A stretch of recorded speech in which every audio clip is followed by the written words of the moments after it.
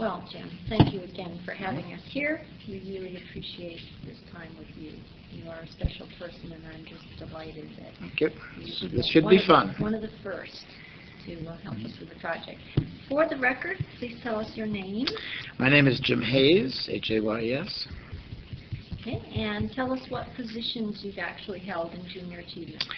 My first position with junior achievement was a member of the National Board. My first exposure to junior achievement was at the Indianapolis National Business Hall of Fame in, I believe, 1986. 87, I'm sorry, 87. It was shortly after I became publisher of Fortune. And Fortune used to have a working relationship with JA to nominate and name the laureates for the National Business Hall of Fame. At the time, the partnership wasn't working well for either Fortune or for junior achievement. And shortly after I had joined Fortune, some of my people came to me and were talking about some of the things that happened at Fortune. And they told me of this partnership. And they said, it's a partnership that we want to get out of. It's not working for Fortune. And our recommendation is that we discontinue the relationship with junior achievement. So I said, what is it? I said, first of all, I said, what is junior achievement? Because I had never heard of junior achievement. I had never been to a school where it was available. It was the first. I had never heard of this organization. So I said, well, before we discontinue this relationship, let me go see what it's all about, and then I'll make a decision. So I agreed to go to the Hall of Fame that year in Indianapolis. And I did, and I went, and I was really overwhelmed. I was totally impressed with what I saw. So I came back and I said to my people at Fortune, I said, we're not going to discontinue that relationship, we're really going to build it, because I think it is very right for our magazine to be teaching kids about business. I think it's the kind of relationship that we can make a lot more out of. So we did. We enhanced the relationship greatly. It became a very close partnership between JA and Fortune. My boss at the time was Dick Monroe, who was the CEO of Time Incorporated, and he had been on the board at JA. He was on the board at JA. And I went to Dick and I said, Dick, you haven't been going to too many meetings of that board because it conflicted with our own board meetings. So I said, would you mind if I took your place on the board? And Dick said, no, you can take my place. I said, that'd be wonderful. And he said, I'd be delighted to have you take my place. So my first position with JA was a member of the National Board. And I replaced Dick Monroe, who had been on the board for quite some time. So that was my first position was National Board member. Oh, that's great. And then you moved on to chairman of the... I was chairman of the National Board for a couple of years, right? And all along I was a classroom volunteer in New York. I taught an 8th grade class at a little school in Manhattan. Then after being chairman of the board and a member of the board, I joined the staff as president in 1995. 1995, right. And tell us about your experience in the classroom. Well, I loved it. I mean, I used to do it. I taught project business, which at the time was a 14-week course for middle school, and I taught an 8th grade class at this little school. And these are all disadvantaged kids, and it was a tough part of New York City, but it was fairly close to Time Life Building.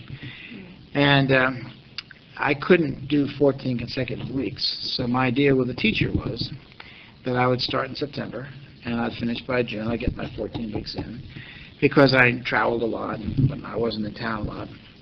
So we did that. I did that for 6 years, and it was a great relationship with an inspiring teacher, Kathy Moore, just an inspiration as a person and as a teacher.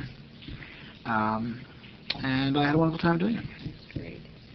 What other events and activities have you been involved in with JA? Well, probably just about any event. I've been involved with countless local events. From local golf tournaments to local auctions to other local fundraisers to local board meetings.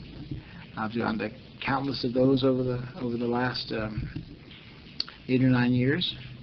I've been to all the staff functions of any kind, National Leadership Conference, National Business Hall of Fame. Well, this past National Business Hall of Fame, held here in Colorado Springs just a few weeks ago, was the first one since 1987 that I didn't have a role in it. So I've been every one since 1987. Like I said, that's 15 years, I think. And this is the first time, because I first had a role in it as publisher of Fortune, then I had a role in it as chairman of the board of JA, and then I had a role in it for 6 years as the CEO. I've been to all the golf tournaments. I can't think of any events all the national golf events. I can't think of any of the events that I haven't been a part of. I can't either, Jim. Okay, tell us about a special memory that you have of, for example, I know that you were on FACT for a while there, and now called SLC, Strategic Leadership Council. I know you were deeply involved in moving that whole mission forward for the initiative Impact 2005. Tell us about an experience from that. Well, I thought it was very important that there be an elected body of field representatives who could speak for the field. And FACT, or its predecessor had been, I forget, it was another acronym. Another acronym. FOAC, that's right. Field Operations Advisory, right, yeah. FOAC, that's right.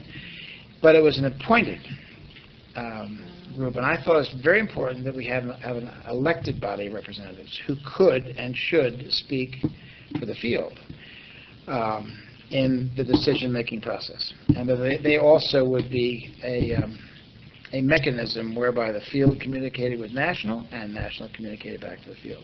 So it was a very idealistic plan that this body would work and function in that way. And I thought being elected to it would be a very important accomplishment for the people who stuck their neck out and did indeed want to run for it. So that was... Were you instrumental in making that happen? We made it happen, right. In helping to plan that. Right. I thought it was a very, very important element, and I hope that institution continues to work well. It should not be a debating society. It should be a representative body, and should speak both to the field and for the field. Great. That was just one part of the whole Impact 2005. Right. Tell us about that. Give us the big picture first, and then tell us how that all... Well, I'll tell you how it came about. I mean, when I sat on the board at JA, I was there when we passed 1 million kids. And we were all very excited about that and very proud of that. And I remember we used to kind of pay attention to the number of kids we were serving collectively. And as that total went up, we were increasingly kind of proud of what was being accomplished. And I was one of those very proud people. And then I came out here and as a staff member, and I began to understand more about JA. And I began to understand more of the assets that it brought to its work. And I remember I used to tick these off or count them. And the assets were something like this. A network that deals with 25,000 schools, 140,000, don't hold me to my numbers, but they're pretty close, 140,000 volunteers, 160 offices all over the country servicing 3,300 counties, a curriculum that was universally heralded, many board members, 7,000 local board members, plus the national board, doing something that was desperately needed in this country to help kids understand business, because our educational systems teachers are not prepared to teach business, and in many cases teachers don't know much about business, and in many cases teachers are not necessarily predisposed towards business. So kids weren't learning about this very important aspect of American life. So I thought what we were doing was very, very important to society and very important to individual kids' lives. And I also found that wherever I traveled, there was enormous demand for what we did. Every place I went, all the offices that I visited, I constantly heard there are more classrooms that need to have this, that are going unfulfilled because we can't raise the money or we haven't recruited volunteers. So I began to look at all those assets, and then I realized that the 1 million kids represented something like 3% of the kids in this country. I thought to myself, when you have those assets, and what you're doing is so important, and there's so much demand for what you're doing, and there's no price resistance because we gave it to schools, that a 3% share of market was totally unacceptable. That although we were very proud to have 1 million, that the upside was just enormous. So we should not be resting our laurels on the 1 million kids that we were reaching. We should reach out for many, many millions of more kids. So I thought it was, and that's the mentality of a business person. So I felt that we should be very, very aggressive about the future and begin to build a plan or plans that would take us to far greater numbers of kids than just the 1 million we were doing. So that started the Impact 2005 planning process, and it was intentionally from the outset. It was a time in our history when we would begin to think very aggressively about reaching out to large numbers and really push growing to far greater numbers of kids. How many programs did we have at that time? We had a full elementary school, full middle school, and high school programs. So we had the total range of sequential classes. Elementary school had grown very rapidly from 0 just a few years ago. I remember when I was sitting on the board and Carl Flumke, then the CEO, came to us and talked to us about elementary school. I thought to myself, now, how in the world are you going to begin to teach kids in kindergarten and elementary school and first grades about business and economics? And I was very, very skeptical at the outset. But then they began to show us the curriculum. I remember that we had a board meeting in the Time Life building where they put out all the materials for each of the classes, and staff people took us through. And I thought, this is absolutely brilliant. And so we went as an organization very quickly from 0 kids in elementary school to millions of kids in very short order. And I thought, if we can do that in elementary school, then we can certainly do that in the full range of classes. So I, based on the assets that this organization has, I got very, very aggressive about the future. And I thought it was very important for large numbers of kids to understand this. And I was never troubled, some were troubled by, well, you can't grow and maintain quality. I mean, I've heard that many, many times, and I'm not oblivious to it. But I also used to hear that in business a great deal, where you can either be the volume producer or the quality producer, but you can't be both. And business learned how to overcome that brilliantly. And now in business, if you don't have both quality and volume, the world's going to run right over you. So I thought the same kind of approach to JA's future was the correct one. So Impact 2005 was a very ambitious organization-wide strategic planning process to outline for ourselves a very aggressive look to the future. Originally, we went through a lot of iterations on what the mission should be. At one point, I wanted it to be every school in America by the year 2005, that JA would be at every school in America by the year 2005. And that worked really well for me. I thought it was really good, and I think a lot of the organization thought it was very good, but it didn't work for enough of the organization. And there was some reticence on our part to be that aggressive about the future, and I can understand that. So then what we came down to was about 20% of the kids. Well, that wasn't about it. Well, the first step in the strategic plan was to get 20% of the kids by the year 2005. Where did the biggest resistance come for that in terms of, what the philosophy was that debated that?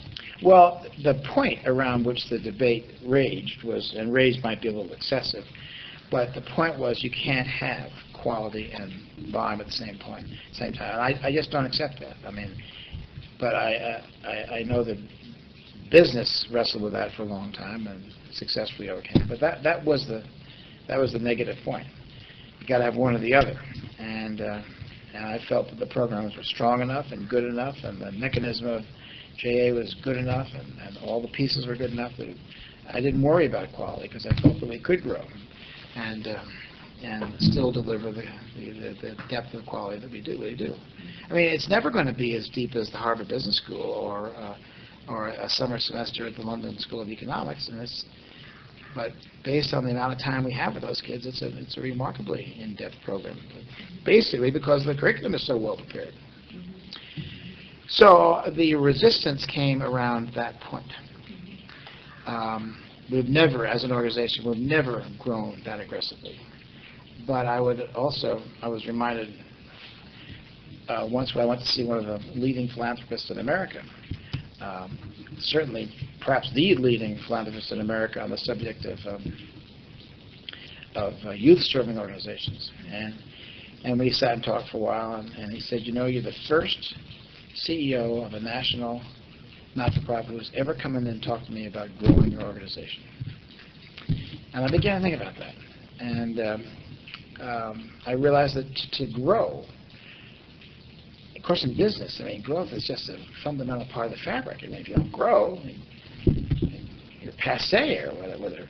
But in the not-for-profit world, to grow meant that you have to raise more money and you have to recruit more volunteers. And a lot of people just feel that we're maxed out. I mean, growth is a very, very difficult thing to think about. So growth in the not-for-profit world is a very unpopular word. So I think there was just some inherent resistance on that point. So from the time you started with Impact 2005 to the time that you left that initiative, what was the growth? The growth started out the first couple of years very aggressively. We were at like 17, 18, 19% for a couple of years. And then it slowed down. And it got closer to the 8, 9, 10% range. And I think the last year, as a matter of fact, it kind of got down around 7, 8%. Well, what do you feel is the greatest accomplishment in that whole arena as you transform that whole mentality? Well, I'm not the one to answer that question, but I will give it a go. I think getting the organization to think differently about itself was very important, and getting them to see themselves in a larger context, whether it be 20% or 19%, or I think helping the organization understand just how important it was,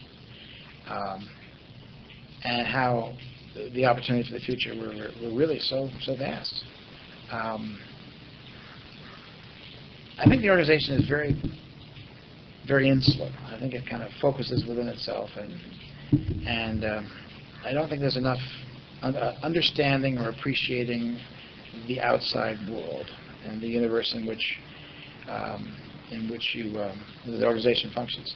Because I remember whenever I talked about, and I did this a lot, talked about Impact 2005, the people outside the organization, funders or business people, they just were dazzled by it, and they loved the aggressiveness of it, and they loved the ambition of it, and they thought, because it was important, it's necessary. You know, we're not selling a pig in a poke here. This is something that is desperately needed by large numbers of young people. And I think whether the organization accepted the 20% or would have preferred 11 or 12% is almost not the issue. I think just getting the organization to feel more aggressively about its future, I thought was an important step. That's great. And I know, Jim, that you were not playing a numbers game. I know that for you it was how many children can we impact, how many lives can we really make a difference for. Can you expand on that a little bit? Sure. Somebody asked me the other day, what did I miss? And I miss not being part of an organization that does this kind of work, that does such valuable things for kids. And that said, if you do that, and if you believe that, then you're going to want to do it for more kids, and ultimately you're going to do it for all kids. And I was always kind of frustrated by an attitude that we can't do that. We almost have to do that. I mean, there's no choice. Who else is going to do it? I mean, who else is going to help kids understand free enterprise and business? How can we ask kids to ultimately champion free enterprise and business when they become adults if they don't understand it? And it is such an important part of our culture. And we've seen in the last couple of months free enterprise, we've seen the worst of free enterprise. with some of the atrocities that are going on in the corner offices of a lot of big corporations. I mean, it's just deplorable behavior. And I dare say helping kids understand that, so when they get to that position in life, they might behave a little bit differently, is a very important job. So I was very determined to reach as many kids as possible. I thought kids deserved it, and they needed it. And I think if you believe in the work of the organization, how can you not say, gosh, we gotta get to every kid?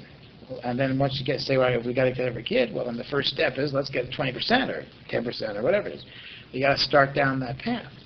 And if you don't think you should do it for every kid, well, then which kids do you leave behind? I mean, the Irish kids, how do you discern who's going to, what children should not be included in what you do? And I, to this day, feel very strong. Every kid in America. And that, I think the mission statement is brilliant, to ensure that every child in America has a fundamental understanding of free enterprise. I think that's brilliant. And it's right for the country, and it's right for kids. How long have we had that mission statement? I think that was in like that came out of Impact 2005. We had the purpose and the mission, and those words got a little murky, and they always do get murky. As somebody said, the reason you have management consultant these days is to define the terms. So that and in our case, we had a purpose statement, and that was to educate and inspire young people to value free enterprise business and economics in order to improve the quality of their lives. And then the mission that we fulfill, that we address in order to get there, is to ensure that every child in America has a fundamental understanding of free enterprise, which I think is great. And then the first step along that path, the first strategic step, was to get 20% of the kids. Is there anything else you want to share on the Impact 2005 initiative? Well, in hindsight, I wish I had done another piece to it. There was a very interesting speech that John Clendenin, who was then chairman of the board, of our board, CEO of Bell South, he made to the NLC. What it was called. What's it called now? That's what it's called now. What was it called then? NTS or whatever? NTS, yes, and NGLC. Right, whatever. Yeah, that's right. Yeah. But he said, and it was right after the board had adopted Impact 2005. And so it had been approved. It had been planned by this group of 78, 79 professional staff members, field, and national personnel. We had worked with some local board members. We worked on that. But finally, at a meeting in New York, the National Board adopted Impact 2005 as the official strategy for the organization. And in his remarks to NTS, or whatever it was that year, John Clendenin said, now that we've done that, now it's everybody's responsibility to make this work. And that was a very key, that's how I viewed it, albeit maybe naively, but that's what my experience is, that when organizations adopt something, I mean, you could disagree, but the argument's over. We're going to do this. The board has approved this now. This is what we're going to do. And then it does become everybody's responsibility to make it happen. And so I heard what John said because I agreed with that. I felt that way. That was my feeling as well. We've come through a rigorous strategic planning process. Some of it painful, some of it gut-wrenching, some of it difficult for a lot of people, but we came through it. Here was our plan. Now it's up to everybody to make this work. And I think I kind of naively believed that would be the spirit of the land. But it wasn't the spirit of the land, and in many cases it was. But I think I relied too much on everybody jumping in there and doing their piece. And if I had to do it over again, I would make sure that everybody had a better understanding of what their piece was. And to help more people figure out how to make their jobs more effective. I've always been rather curious about maybe creating a model for making that happen, make it easier for people. And we have the difficulty, of course, of having autonomous organizations, not a true franchise. How does that fit in with what we could have done differently? Well, I wanted to do that too, Jeanette. I wanted to take an office and make it a company-owned store, and put our resources into that, but an honest-to-God city, franchise, major city in this country, and turned it into just that. Made a skunk works, whatever you want to call the terminology, a test, a model, and put resources in there, try different things, and see how they react. I thought it was a great idea. And I tried to do it with our nation's capital, and wasn't able to talk to Bill Freeman about it. And of course, you ran into, you're right, those autonomous issues that got in the way of doing it. But and just to show you could demonstrate, you could try things, you could try different ideas, different approaches, do different things with people, your staff. I think it was a wonderful idea. But I wasn't able to get that done.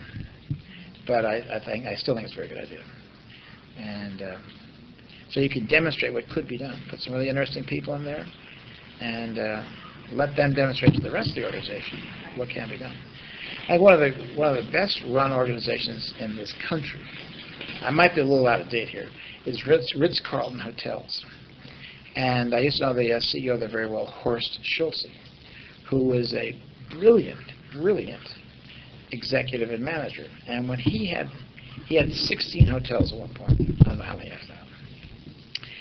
But before he implemented any plan, he would test it in one of his hotels for a year. So you do this. You figure out, here's the idea. I don't know what the idea might be, but you go test it in your hotel for a year, and you come back and tell the rest of the organization how it works. So everything was tested before it was done. And once it was tested and determined to be a good idea, then, all right, now every 16, the rest of you get in line, go do this. But I know you touched on a very interesting point. I think Skunk Works or a test or model is excellent. It would still be an excellent idea. You have to define the art of the possible, and that's one way to do it. Absolutely, and we have many best practices out there that can all be brought together. I would agree with you. Agree with you. Well, have you thought about some of the other activities that you were involved in? You were deeply involved in pretty much everything. You had your hand on the pulse of the whole organization and were deeply involved with many of the different task forces and initiatives that came around. What were some of the others that you could tell us about? Well, I thought some of the work on high school was really interesting because it's a very tough market for junior achievement. The competition for high school students' time is great. The calendar is already full, and for us to kind of get in there with our program is very difficult. But I used to argue that I thought that the need for what we do was probably greater at the high school level than at any other level. And those were our roots, high school. That's where we started. And we were a high school program for the first 50, 60 years of this organization. And it was only relatively recently we started middle school, and then very recently elementary school. So I thought trying to get back at high school was trying to kind of rebuild our position there was very, very important. And I think some very good work was done on that. I think some excellent work was done on the whole issue of delivering products delivering our services or our programs by way of technology. And because that world was exploding around us, and we had to figure out how to use it because kids understood it so far better than we did, and that's how they wanted to learn. That's how they wanted to see things and experience things. And so I think a lot of the work that went into that was very, very important, very impressive. Well, in relation to the state mandates now, that is often said is one of our greatest challenges, is how do we meet the needs of the teacher who in fact has to meet those requirements. And so sometimes they don't have enough hours in the day to be able to bring JA in and make that part of their curriculum. How do you see us meeting that kind of a challenge? Well, I didn't think the JA should overtly get involved with the debate over mandates because that's a highly politicized issue within education. And I thought it was very important for JA to remain neutral on those issues. We talked about how we might be able to influence state mandate decisions through our business partners in those states. And they should lobby as opposed to our lobbying, because when you get in the middle of those debates and suddenly half the people don't like you, and we've never been there.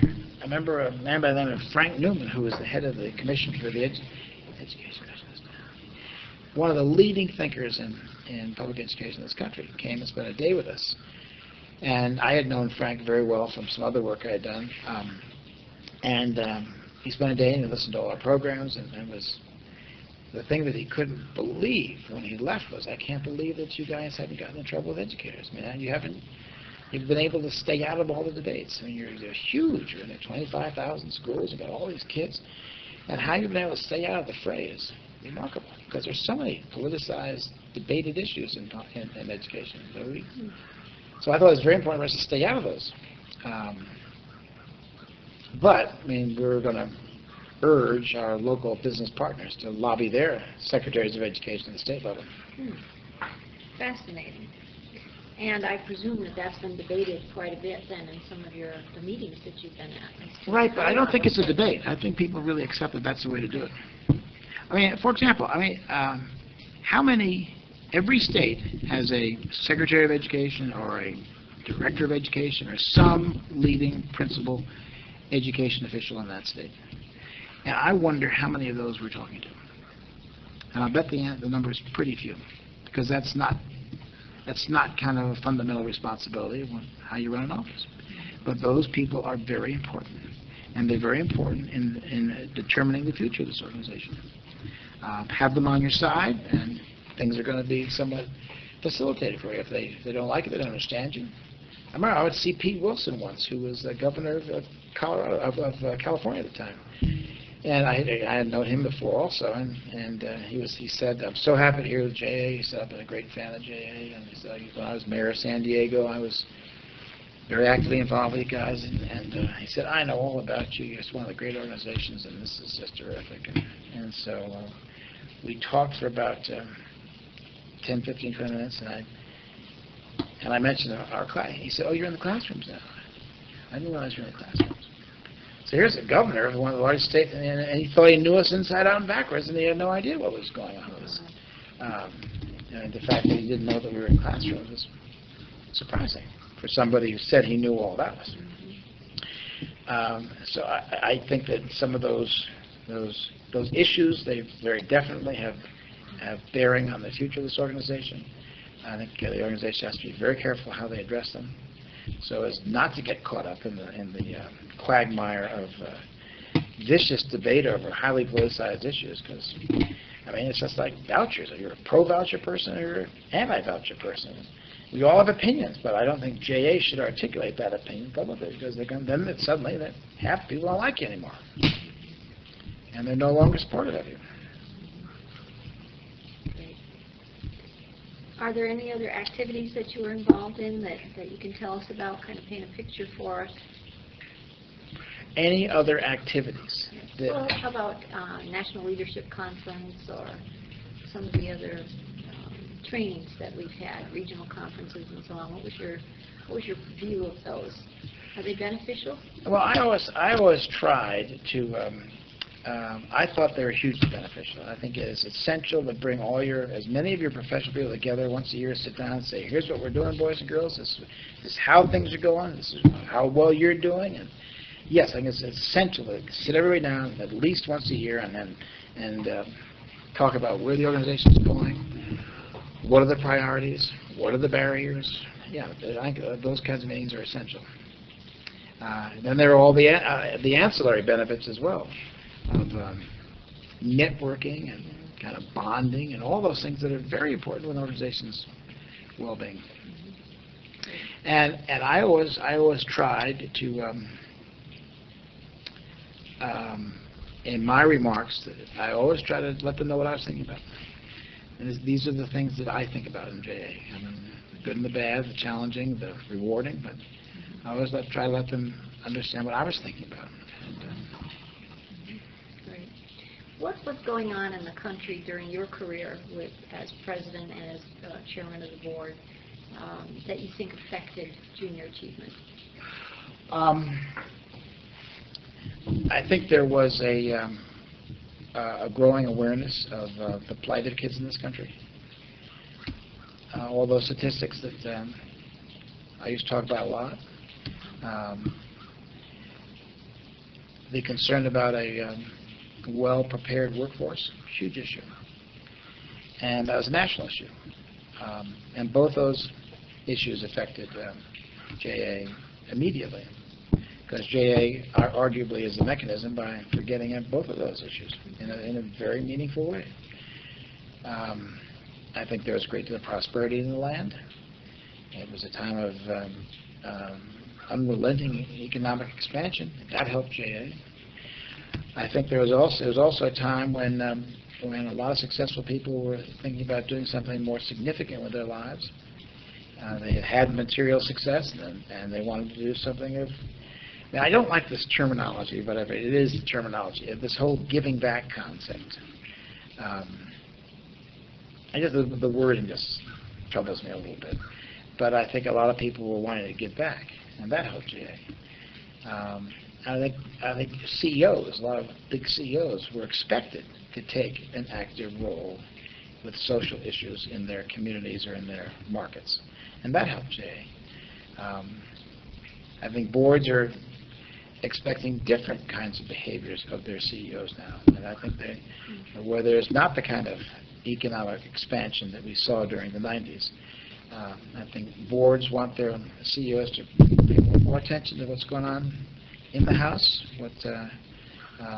attention to detail, and now particularly after all these scandals of the last 6 months, that's going to further encourage boards to say, no, your job is right there in the corner office, and you're not out there solving the problems of Sarah Lawrence University or whatever the social issue might be. That I remember the first time I met John Clendenin, who was for years one of the most heralded CEOs in America by far. He ran Bell South for all those years, and I was going to sit at a dais with him. This is before I was involved with JA, and I got his bio, and I was staggered by all the not-for-profit / social sector boards he sat on. Boy Scouts, Girl Scouts, now endless list. Universities, local, national things. JA, of course, Boy Scouts. And I remember saying to him, I said, John, where do you find time to do all that? And he said to me, it's the first conversation I've had with him. We became very close as the years went by. He said, I said, how do you find time to do all that? And he said, I have 9 grandchildren. And the point being that kids in this country need that. And if I'm in a position to provide some wherewithal, some intelligence, whatever it might be for that, I'm going to do it. I think it's very important. And I think John at the time maybe he was an exception, but it was not unusual for CEOs to be actively involved with lots of different activities, national and local. I don't think that kind of availability is going to be there. And that will affect JA, unfortunately. Because you get a CEO involved, he brings along a lot of resources, or she brings along a lot of resources that can help an institution, an organization. Mm-hmm. Well, speaking of that, Jim, you have an illustrious career yourself, background in the publishing industry and a variety of other experiences. How do you feel that when you brought that to the table for junior achievement, do you feel that's essential for all leaders in the organization to bring something of that magnitude to junior achievement? No, I don't think it's essential. I think it is very helpful. I think it's very helpful, but I don't think it's essential. Do you feel that junior achievement utilized those wonderful resources that you brought to the table sufficiently? No, I don't think so. I think the organization could have taken a lot better advantage of it. Truth be known. I certainly felt the same way. But now, I think one of the most effective CEOs in the not-for-profit world right now is Roxanne Spillett, who runs the Boys and Girls Clubs. And her background is totally Boys and Girls Clubs. And she's doing an outstanding job. I think it's helpful. I think it's helpful. I think it's helpful for a lot of some very tangible reasons. One, you bring a different perspective. Not one that is honed and molded and created over the years of dealing just with one organization. you bring a different perspective. You bring a whole new network of friends and contacts and acquaintances and networks. And that's very important. You bring in a breath of fresh air. I mean, change agents most often come from the outside. I never thought of myself as a change agent, but the fact remains that organizations are most often changed by people that come from the outside. Or people that come from the periphery of an organization. And change seldom comes, meaningful, significant change seldom comes from the core. So do you? And that's just historic. I mean, that's. And junior achievement has a history of bringing people up in the organization, which is a good thing too. I agree completely. But oftentimes they, I would say, fail to look at outside resources from that perspective. And do you feel that it would be beneficial for them to do so in the future? Well, I don't think there's a general answer to that, Jeanette. I mean, undoubtedly there will be candidates that will emerge that will be superb national CEOs. But if there's nobody waiting in the wings at that point, then there's always a good reason to turn to the outside. And I think the different perspective is important. I think it's very helpful to have a really good understanding of the world outside, but not for, particularly for an organization like Jay, because their support comes from the business community. So a business background or experience in the business world and experience with business people can only help. But I don't think it's essential. And as I look back on the various generations, and look back to even our grandparents' day, leadership styles have changed tremendously. They've had to change because of the changing climate of the populace.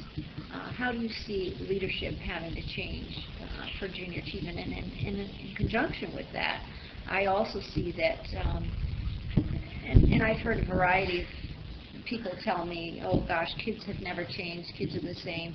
But there are different cultural changes that are taking place.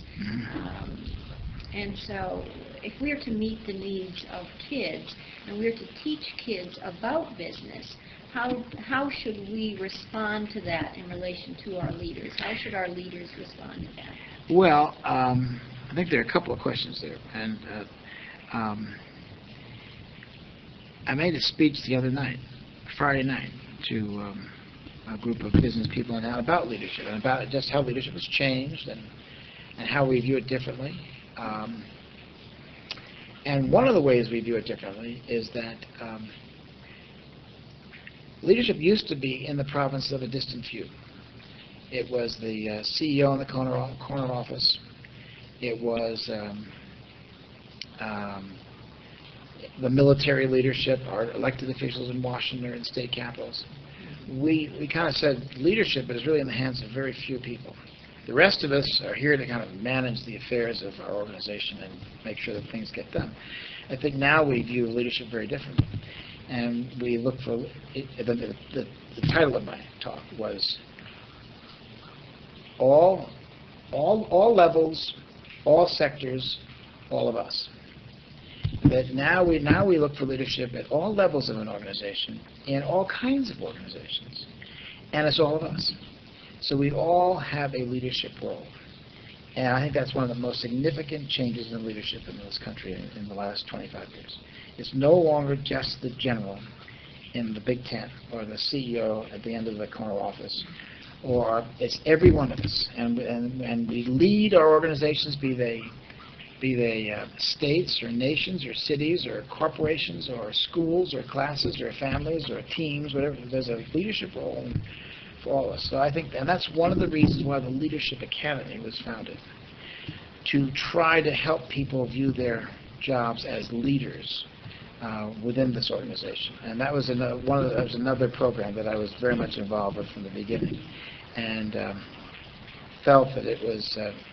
It's a mechanism, it's an experience that really should build a stronger cadre of well-informed, comprehensive leaders at all levels of the organization. So I think there's been a huge change in leadership. And I think also the qualities of leadership are different. The characteristics of leadership are different. and it is far less dictatorial, because a thinking public or constituency is not going to sit still for that. Now we used to sit up there and say, right now, Kevin, here's how you do your job. Here's what you're going to do. And you got till Saturday to get it done. And now we say, I think thoughtfully, so Kevin, how can we make better use of this? You tell me how to run your affairs. I'm not going to sit here. I don't know, I'm too far distant. I don't know enough about it. You're closer to your job, and you're closer to your job. So we ask people now how they should do their jobs better. That makes good sense because, again, they understand their jobs better than anybody else. And I think today, I think we really have to demonstrate a care for our people, and do things in a meaningful way to demonstrate caring for our people. I don't think our institutions really did care that much about that. That's a pretty savage thing to say, but I don't think we really cared enough about our constituents when we were in yesteryear. It was a dictatorial, top down, take it, leave it. This is it. So we're going to do it. And now I think people don't want to be treated that way anymore, and they don't want to. They're not going to be motivated that way. And motivation is a huge piece. And if we are in fact teaching kids about business, how does that relate to what junior achievement needs to do to be a forerunner and all that? Well, I mean, you got to walk the talk. I mean, you got to everybody. I think people in the not-for-profit world have to answer to a higher calling. I think they have to behave in a way that is exemplary. I don't think you can deal with kids in one fashion and then deal in your personal life, your business life in another fashion. I think it's got to be consistent. Great. Thank you, Jim. And now, tell us about some of the people that you've been deeply involved in relation to JA. Who are the people who have influenced your life? Well, Carl Flunky had an enormous influence on me in this regard. I think of all the people I've worked with, he was the one that really, I met him, I spoke at his funeral, we were only friends for a relatively short period of time, like 5-6 years. Became very close friends very, very quickly. I learned so much from him, period, about this organization. And one of the things I said at his funeral was that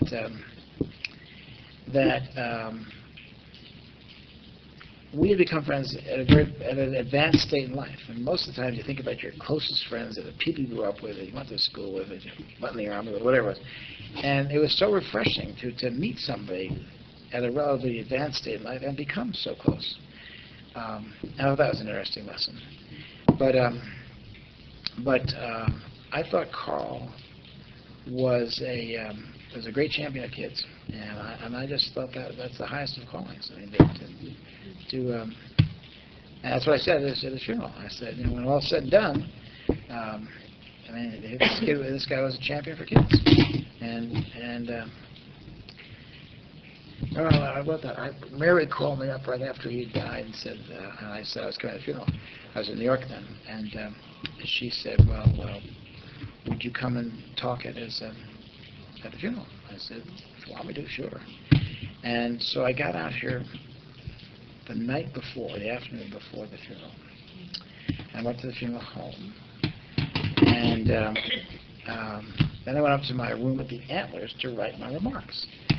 And the funeral was at 2 o'clock in the afternoon the next day.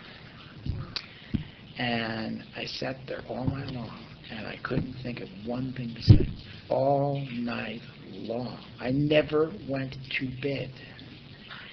And I sat there, and I thought, what am I going to do? And then it got to be noon. I'm still sitting there, and I haven't been able to put one word down on paper. And I've known this to happen to others. It never happened to me before. I mean, I've seen it happen to writers. And so it got to be 1:45, and around about 1 o'clock I started to write. And I was late for the funeral.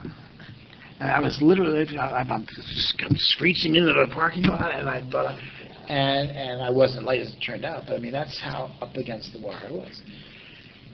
And then maybe about 3 months later, I went back and looked at what I had written. and I couldn't improve one word. And I always go back and look at the stuff I've written, and I can always improve it. I can do it 10 years later. I mean, after 10 different edits, I can make it better.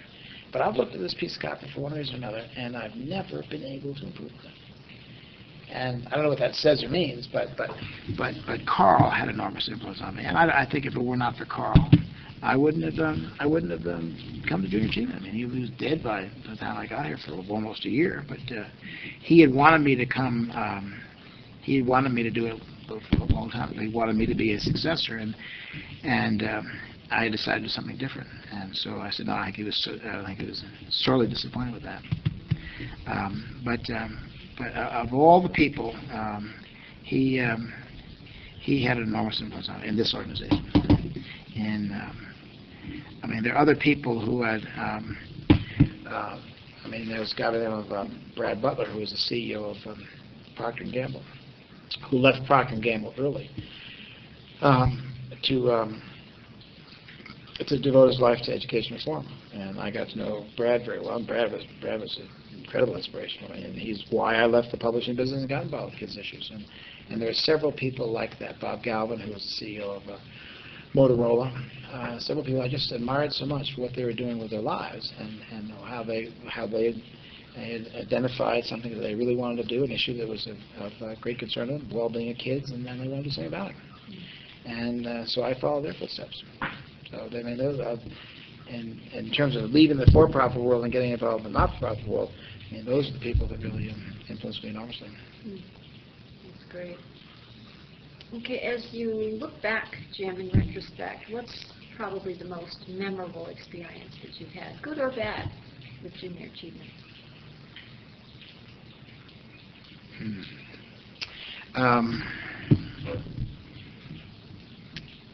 Gosh, I'm going to have to think about this a little bit, because there were some terrific experiences. I mean, I loved teaching. I loved interacting with kids, and I think probably my favorite moments were talking to kids, be they elementary school kids or high school kids. I mean, those are the quick memories that come to mind. Now, I love talking to the boards. I mean, I think the boards, the local boards, I think they viewed things very much the same way I did. Again, I think I brought a business mentality and a business approach to the not-for-profit world, and I don't think that's necessarily a very popular thing. I mean, I remember I gave a speech at the independent sector annual meeting once, and I knew exactly what I was doing, but I talked about some of the things that the not-for-profit world could and should learn from the for-profit world. There are gasps in the audience. And I got to hear them, like audible gasps in the audience. But I got dozens of letters later on of people saying that had to be said. So I love talking to business people about JA, its role, what it could mean to a community, and the influence it can have on kids. Yeah. What influence would you say? What kind of impact? How would you describe the impact on kids? It is so multifaceted. I remember sitting. You probably heard me tell this. I remember sitting next to a lad once at a dinner in Sacramento, and he said to me, he was like fifth grade. I can still see the young man. He was a very, very poised. He was a speaker that night at dinner, and I remember asking him what Junior Achievement had meant to him. And he said, well, I always thought that there were only 3 careers available to me: teacher, factory worker — my father's a factory worker — and my mother's a nurse. And he said, I always thought that that's all I could do. And after JA, I now know there's a whole range of things I can do. I can do anything I want to do. I said, what are you going to do? He said, I want to be Secretary of State, which I thought was great. But I mean, that had opened up his eyes just to the career opportunities. I remember once I think this was as meaningful experience as I've had, and you might have heard me tell this story too. But I had this one kid in my school back in New York when I was teaching, a little cute little guy, and I could never get a word out of him. And all year long, he never looked at me, never asked a question. I used to have all the kids come out to my house for a day in the country if they graduated, and he came out. They never talked to me, and And I talked to Kathy Marr, the teacher, about that, and she said, well, that's Robert. I think his name was Robert. And she said, that's Robert. And very shy, very quiet. And so I just figured, well, there's a kid that, for some reason or other, I didn't ever get to. And I came to the house, and that was it. And I never saw the kids again. And then about 2 or 3 weeks later, I got a letter from his mother, and it absolutely knocked my socks off. And it wasn't about me, but it was about volunteers in kids' lives. She said, I can remember some of the phrases. She said, thank God there are people like you who are willing to give their time to our kids. She said, I'm a single parent. She said, you have eased my path as a single parent. And then she went on to say, he was always so excited when he knew you were coming to class. And then when he came home that night, he would tell me the things you taught. And she listened to them. And so, you never know how these little lippers or these little minds are reacting to you. That experience blew me away. And then I had the little girl who asked me if sex was fun. Oh my God.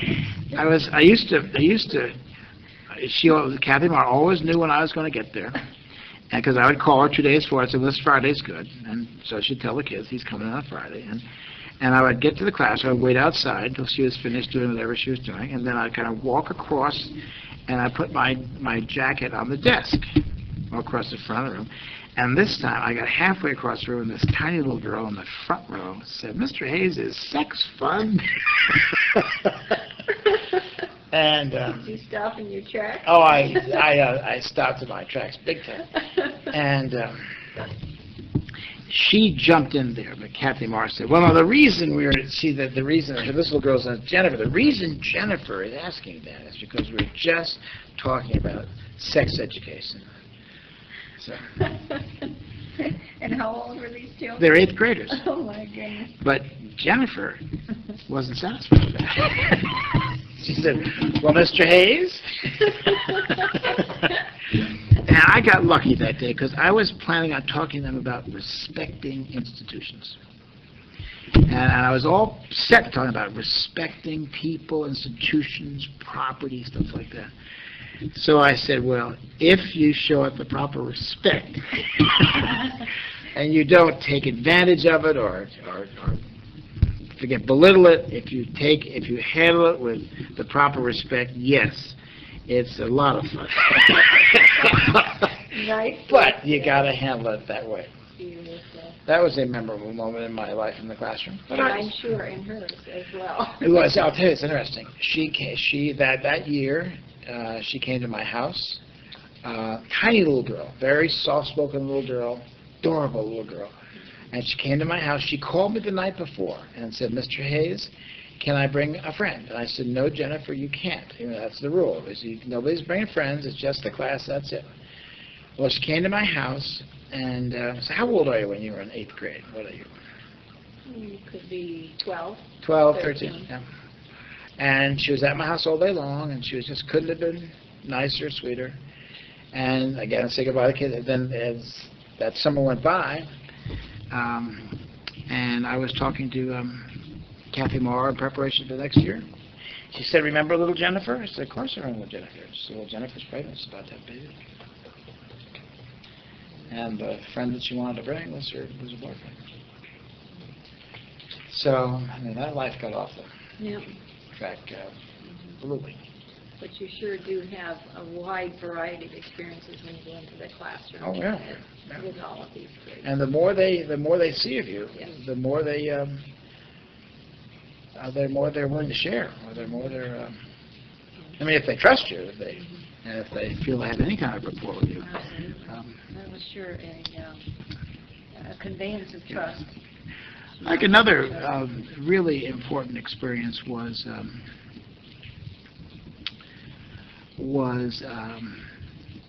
Anthony Hall's a very interesting man. Is he very active on the board these days?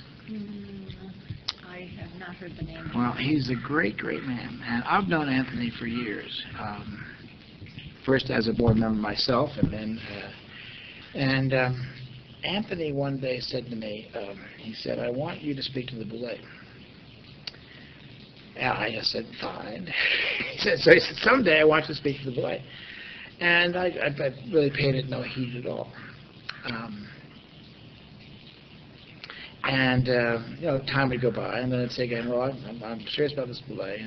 And once he said, I think maybe next year, maybe next August, September, we'll get you to speak to the boulay. So I better figure out what the boulay is. So I knew it was an African American organization. So I asked some of my friends in the African American community. I said, "What's the boulay?" I don't know. Never heard of the boulay. And then I asked some very successful African American leaders in this country. I never heard of the boulay. And I finally found somebody who told me what the boulay is. The boulay now is probably 100 years old. I think when I spoke to them, it was like they were like 92, 93 years old. It had been a secret organization in the black community for decades, and no one knew about it. And it had no agenda whatsoever. It was the motto was, I think, to get to know one another, or to get to know the best of us, or something like that. It was purely social. But every really prominent black leader in this country, no entertainers, the entertainment community is not part of it, but lawyers, doctors, business people, some politicians are members of the boulay. And for years they had secret meetings, and I just, it was purely social. And Anthony was president of it. He was head of the boulay. And he convinced the boulay that they should begin to, it's an incredibly powerful group of business leaders, all men. And he wanted to begin to use the potential leverage or influence of this group. So he got them to agree to just doing a series of white papers on issues that affected the black community. But then he asked me to speak to them. And I spoke to them about looking after kids and education issues. And I was the first white man ever to speak to that organization. And if you don't think that knocked my socks off, it was mean as hell in Seattle. Bill Clinton wanted to be the first one to speak there. But I was the first one that ever spoke to them. And my introduction is really interesting. I thought it was really interesting. Anthony introduced me. And he said, there are 800 men there. I sat there in the front of the room with Anthony. I watched these guys walk in, and they walked past mine. And I'm sure they were thinking, what the hell is going on here today? But they were 800 strong. And Anthony's introduction was this. So I said, as you arrived, he said, I want you to meet my friend Jim Hayes. And he said, Jim doesn't look like anybody in this room. And no one in this room looks like Jim. He said, but I just want Jim to talk about some of the things he thinks about. And about the organization that he's now leading. That's it. Didn't get into Fortune magazine or anything else. No. That was it. That was it. They have a name. They have a name for them. It's a Greek name. They don't call each other brothers or sir. There's a name for it. It's sort of like Archduke. I mean, it's a Latin or Greek name. And they're all called, Archduke Holfman, Archduke Patch, Archduke. And I tell you, I've given a lot of speeches in my life in a lot of places. I have never been more warmly received. And that was the introduction. So when I got up, the devil made me do this. The devil made me do this. I said, thank you, Anthony, that nice introduction. And I said, you're right. I said, I don't look like anybody here, and none of you guys look like me. I said, Anthony's right about that. I said, however, as I've been looking here, I said, I've seen a lot of archdukes here with the same color hair as mine. It was really good. It was really good. I did a lot better than that. But I mean, I've never been received more warmly in any place I've ever been. Not there. And to have been the first white person who addressed that group was incredible. And that was a big moment. Tremendous, tremendous. And how did they receive your story about junior achievement? Oh, yeah, one all the time. And that's interesting. Since that time, I have been in maybe 4 or 5 situations where people come up to me and said, "You addressed the Boulay, right?" And I said, "That's right." I was up at the practice tee at Garden at Castle Pines, a year ago. This guy came up to me. He said, "Hi, my name's Mel Carroll. I heard you addressed the Boulay." And it's happened about 4 or 5 times. Or I was there. I heard you at the other that you talked to the Boulay. It's really something. Yeah. And well, Jim, let's talk about what do you see are the greatest failures in junior achievement in the last 80-some years? well, I don't think it's a failure, but I do think that the organization could be a lot more aggressive about itself, and I think it should be much more determined and demand of itself that it reach out to help out more kids. I mean, 4 million kids, it's great, but I mean, there are 60 million kids in school now. No, what, 20 million? No, there are like over 100 million kids in school. Forget the number, but I mean, that I think is the they should be absolutely determined and relentless to walk down that path to get to as many kids as possible, as quickly as possible. And I think until the organization makes that commitment, collectively, universally, and cohesively, they'll be selling themselves short. They won't be the great winner that they should be. And by the same token, what do you see are our greatest successes? I think the curriculum,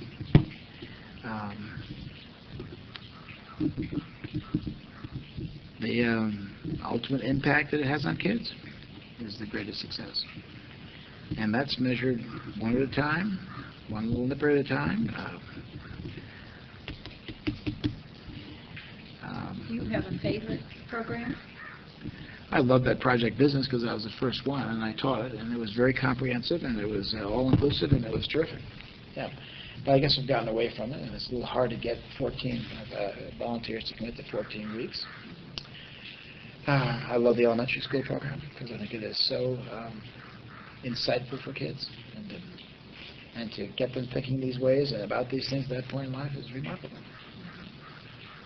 There is talk of blending some of the programs together, retiring some and blending some of them together. Is that right? Similarly to what's been done in the past. How do you see that as I don't know anything about that. Would that mean that you would eliminate programs? That's my understanding, that they're at least looking at the possibility of... Like taking out 3rd grade or... Yes. Not sure which ones at this point, but they're looking at which have the deepest impact on the students. Well, if third... And obsolescence, yeah. I believe it is. If the 3rd grade, or whatever grade, is deemed to be less impactful than grades 1, 2, 4, 5, and 6, I don't think my first decision would not be to eliminate 3rd grade. It would be to figure out how to make 3rd grade every bit as impactful as the grades around it. I think the idea of sequential education is terrific. I think the idea of having it every single year is terrific. I was first skeptical of that theory, but I learned to be a great supporter of it. I think thoughtful teachers would prefer that also. And if there's a weak program, fine, bolster it up, just don't do away with it. In relation it's like Harley-Davidson's. Oh, tell us about that. I mean, well, they were a bust. That company just about to go out of business. And somebody came along and built a better bike and took advantage of the name, and now it's one of the most successful corporations in America. I don't think it kills something. I mean, if it's right, it's right to teach a 3rd grader just as it's right to teach a 2nd grader or a 5th grader. It's right. And if it's less impactful, I'd challenge the educators to make it more impactful. As opposed to, I think the idea of elementary school, you have 6 weeks, 6 sessions, 6 hours. I would not take a year out. I'd bolster the year somewhere down.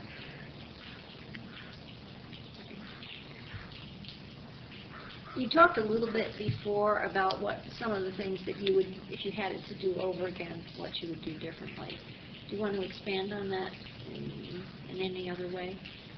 Well, I wish I had been better prepared when I came to JA. I wish I understood the structural issues, the political dynamics. I wish I had understood that better, because I was probably a little naive to all that. I was totally naive to all that. And I just wish I had been better. I mean, if I had taken Carl's place, for example, this is hypothesizing now, I'm sure Carl would have said, here are some things you should understand. And I would have been better equipped to deal with some of those things. But my predecessor, we never overlapped for a day, so I had to figure it out for myself. But I learned a lot in those 6 years about the political dynamics of not-for-profit organizations way beyond JA, and I think there's a lot of divisiveness at work within the not-for-profit sector, and it's not just JA. The universities are the worst, I just wish I had been able to deal with that better, because I thought, as we talked earlier, about how once an organization adopts a plan, that becomes a plan. Everybody goes and does it. And everybody takes it upon themselves the responsibility to make their piece work as well as they can. And if I had been better prepared for some of the energies, I probably could have handled it better. I might have been able to make a little more progress in that regard. Because I think in any organization that is trying to maximize its effectiveness, to be divisive just gets right smack dab in the way of being as effective as you can be. And I think it's a big issue. I sit on a board of the School for Social Enterprise up at the Harvard Business School, and it's all about MBA candidates who want to have careers in the not-for-profit sector. We talk a lot about that, about that dynamic where we got the field, you got the headquarters, and the tension dynamics. And, a certain amount of tension is terrific, and that's successful businesses are built on success or on some dynamic tensions, but it can be excessive, and it can be divisive, and it can undermine an organization's ability to be as effective as it can. And I wish I could have done more with that. I wish I understood it better at the outset. Because I could tell you that in that kind of environment, there's a very good possibility that my management skills aren't really well suited for it. And I thought about that a lot. But somewhere in there is not necessarily a regret, but if I had to do it over again, because I believe in organizational effectiveness. I think business is really good at it. And has learned a lot of lessons in the last 20, 25 years. And the literature that's been written about organization is extensive. And I just don't think I was able to maximize the effectiveness of JA as much as I would like to. Mm-hmm. So I hear you saying that kind of dynamic isn't unique to junior achievement. I always wondered about that. No. I had dinner one night with 3 chairmen of the National Urban League. They happen to be friends of mine. And they were talking about the issues they have to deal with. I've spoken at National Urban League conferences, and they bring in outside speakers to talk to their people about this, trying to get beyond it. It's been a factor in the Boy Scouts, it's been a factor in NAACP, it's been a factor in the Boys and Girls Clubs. Where you have grassroots organizations and you have local autonomy and you have a national headquarters, very, very often these tensions are very difficult. As a matter of fact, some organizations are a lot worse than JA in that regard. I just think it's unfortunate because the beneficiaries of that organization are not being rewarded as much as they should, in our case, kids.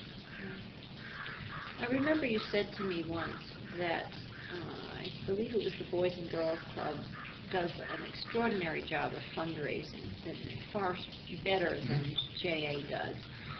Can you tell us a little bit about that and how we might benefit from that understanding?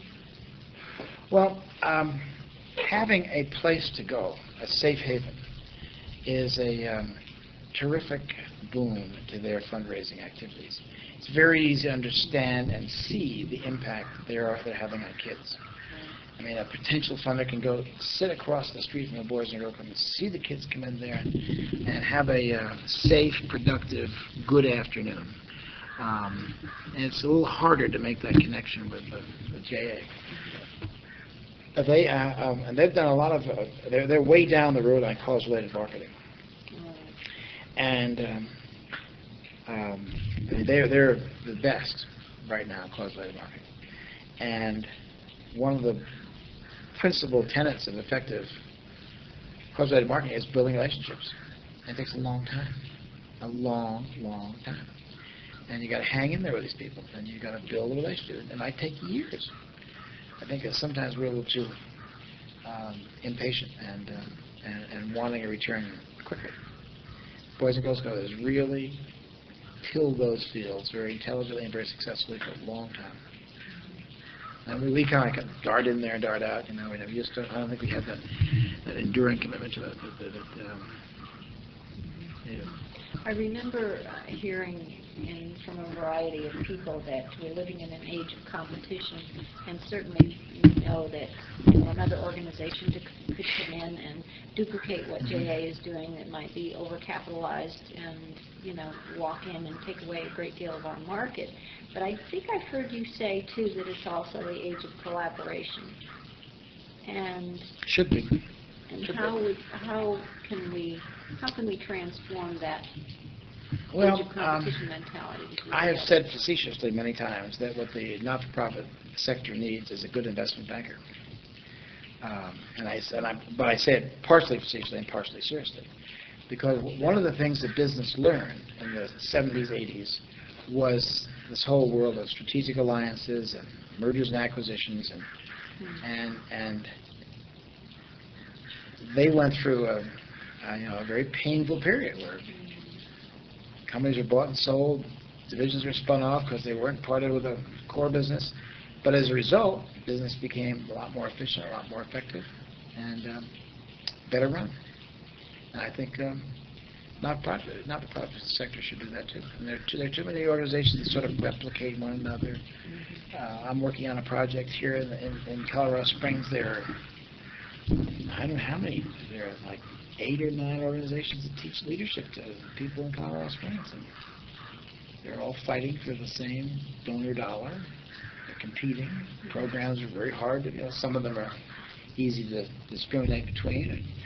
But Colorado Springs doesn't need 8 organizations, with 8 sets of funders. So we're bringing those together.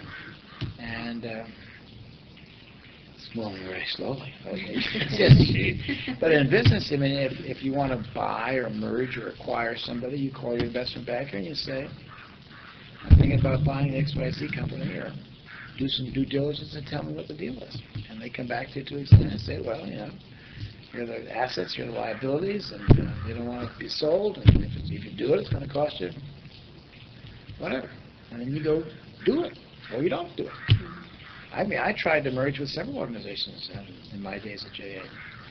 And I thought I had it all pretty well set up on a couple of them, but I was fooled. I mean, the one that intrigued me the most was the National Council for Teaching Economics. National Council for Economic Education. It used to be the Joint Council. National Council for Economic Education.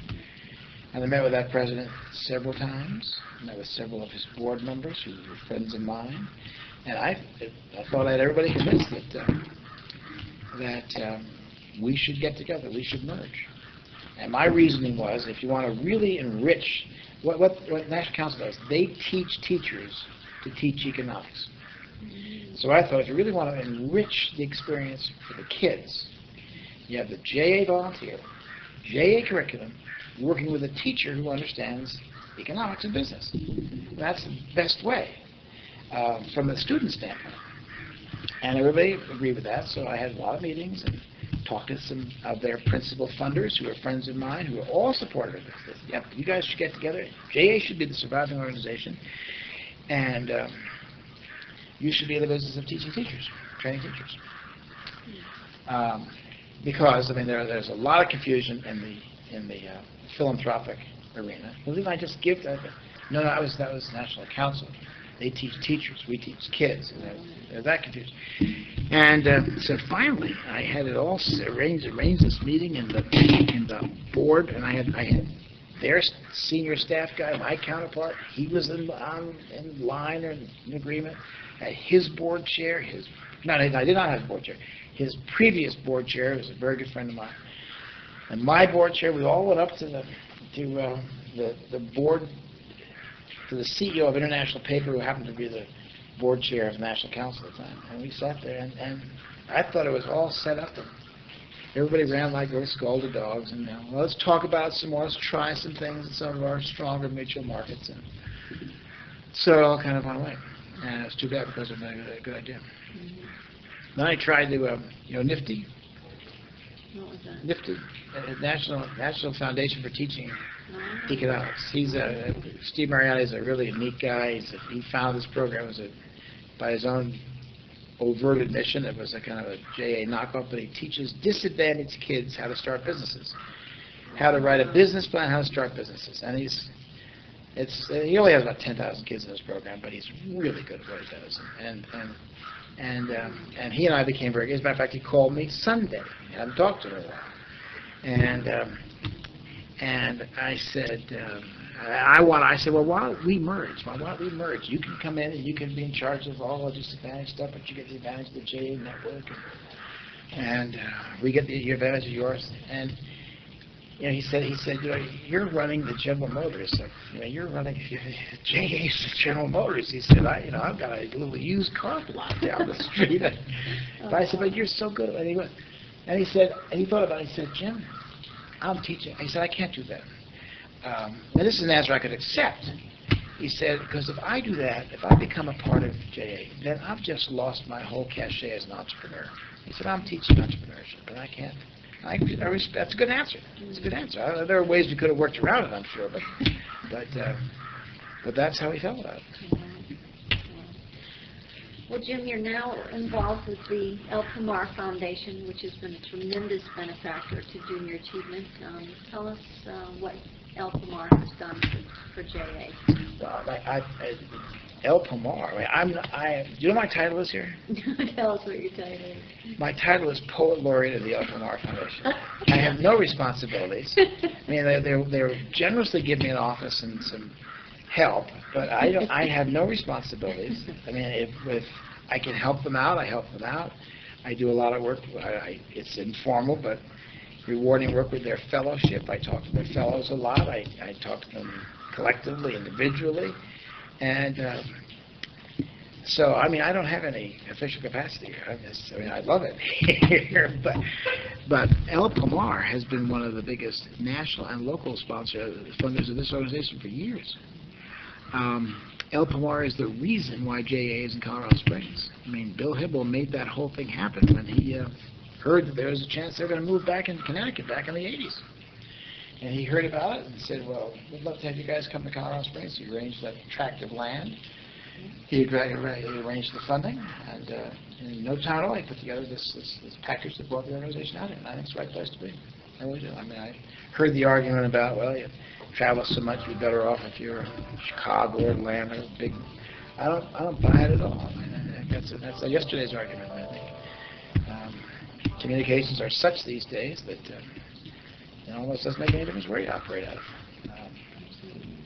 And I think it's great to be out here in the heartland of America. And watch it burn to the ground. So El Pomar believes in what JA does. I mean, they're all about helping their citizenry, and the kids, and education is a big part of the mission of this organization. So they believe earnestly in what JA does, and they'd like to see it expand. And they'd like to play a part in making it expand. And they do it basically by financial output, help to the fellows. And there are several fellows who have spent a lot of time over that building. Well, we've been surely blessed to have them in our lives. Absolutely. No question Right. about that. Right to know. Right. So I wanted to be sure that that's on the record, because you're certainly one of the closest people to that whole event and all the events that have come through history. So I know it's certainly changed the history of JA quite a bit. Well, Jim, I know you talked about this a little bit too, and we're kind of winding down here a little bit, but what do you see are the challenges that JA will face in the near and distant future? I think there's an internal challenge, and that's kind of, deals with some of that divisiveness I talked about. I think there's an internal issue, and that is kind of getting together and coming to grips with how they're going to address the future, and doing it cohesively and aggressively. I think that's an issue. The external issues are, I think the funding world is going to be in a bit of a cocktail for a while. It's interesting. A lot of funders are looking for new solutions, new ideas, new programs, and they rush to give grants to new, innovative solutions to tired old issues. And you see a lot of new organizations emerging that kind of receive a flurry of support, and a lot of those organizations do not endure because they're new and because they don't have an infrastructure and because they're not properly funded. A lot of those same funders look at JA and say, well, that's an old organization. They've been around a long time, and we're looking for something a little sexier, a little newer, a little more contemporary. And I think that is an issue. I think the argument to that issue is the reason why this organization has been around for 8 decades is because of its network, its effectiveness, its reputation, its role within the education community. And those are the qualities that have helped it endure. So it's not old and tired. But in that context, I think it's going to be very important for JA to keep reinventing itself, to keep demonstrating that it is a very contemporary organization within the framework of what it does and what it does so very, very well. I think that's a big challenge. I just read a marvelous research report on the Mosaic generation, the youngest group that we're serving right now, 18 and under. And one of the things I thought was quite extraordinary was that these are the children who want experience. They don't want you standing in front of them and lecturing and telling them how to do something. They want to get in and do it themselves. And I think that that's always been one of JA's strengths. And so as we look down the road to the future, I'm sure that you would agree that that's one of the things that JA does well, and that hopefully, I presume, you would feel that we should keep that part. Right. Well, I got the organization involved with Exchange City, and more recently with Enterprise Village, for that very reason. And the conversations that I initiated with the Learning Exchange were not just 5th grade Exchange City, but we want you to bring your expertise and tell us how we can do experiential education for far more than just 1 grade, because we're in K through 12. We're not just a 5th grade program. And that, of course, that partnership, relationship came a tad unglued as the years went by, but I'd hoped for a very different evolution of that relationship than we saw. Well, elaborate on that, if you would. Tell us what your involvement was in all of that and how that all came about. Well, the CEO of the Learning Exchange had talked to my predecessor about a partnership before I got there, obviously. And those conversations had not gone anywhere because my predecessor felt that it was really only a financial issue that the other organization was concerned with. I heard about the program, took myself to Kansas City to see the program, liked it so much. I said, let's reopen those conversations. Invited her to Colorado Springs, the CEO. We had a lot of excellent meetings, and we agreed enthusiastically to become, in effect, their marketing arm, and we would spread Exchange Cities throughout the country through the JA network. And they would be the exclusive, we would be their exclusive marketing piece. So we did that for a while, and as many cities picked it up and did it, and I think always with considerable success because it's a wonderful program and it benefits the local office in many different ways. It brings in new funders, gets a lot of visibility, a lot of awareness, some of the needed things. And then we found out that we were not the exclusive provider of that service. That they had contracts with other vendors or other people who could.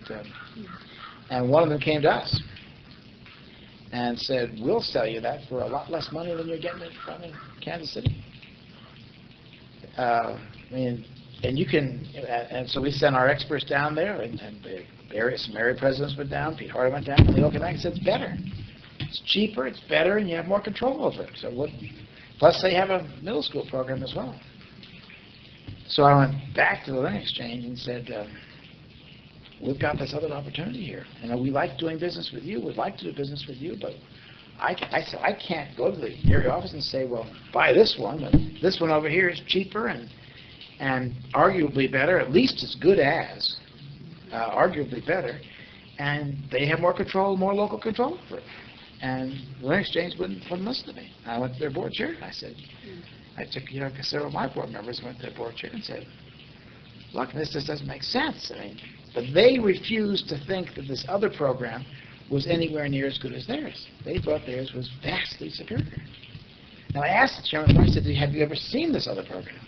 He said, "No, but I've heard about it." They just were totally closed-minded. And